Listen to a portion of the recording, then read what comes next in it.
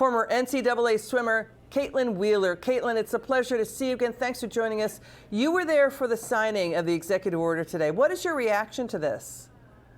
Well, thank you so much for having me. Well, for me, it's a mix of relief and excitement, joy, a bit of emotion, because this has been a long road. We've definitely been fighting for this for years, and thankfully we have leadership that is now standing up for women, standing up for reality. And this is one of the most common sense executive orders that President Trump could have ever signed. And we are restoring sanity and reality back into our country, and people voted on this. They wanted sanity and truth restored, and they voted in Trump because he said he was going to take men out of women's sports, and that's what he did today. So what he's saying is he'll yank federal funding as it pertains to Title IX violations.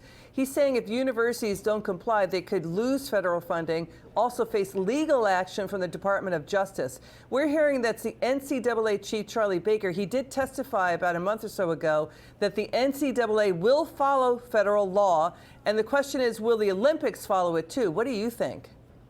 I think we're going to hold them to their words. President Trump today, he said that we will no longer have men and women's sports. And to those federally funded institutions that do not comply with the law, they will no longer receive their federal funding. And I think that President Trump will do right and follow his word and hold those states and hold those institutions accountable to what they said. Can you talk to us about how bad this got under Joe Biden and Democrats?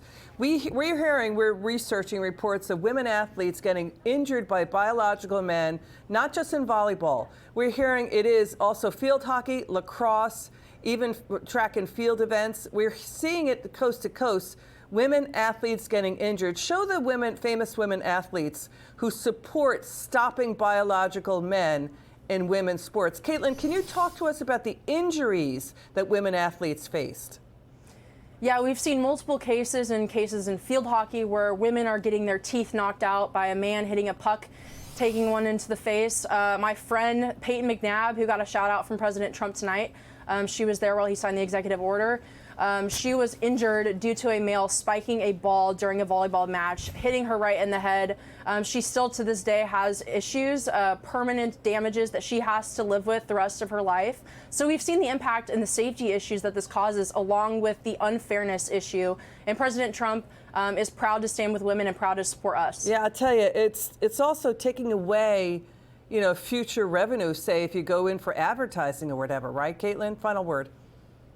And that's so true. And I think the American people realized it. They voted on it. And I think I honestly want to thank the Biden-Harris administration in this case, because it took their term for people to realize how out of touch with reality the Democratic Party has become. And people are ready. They're so hungry for truth. They're so hungry for common sense to be restored back into our country. Kaitlynn Wheeler, thank you so much for spending time tonight. It's good to see you.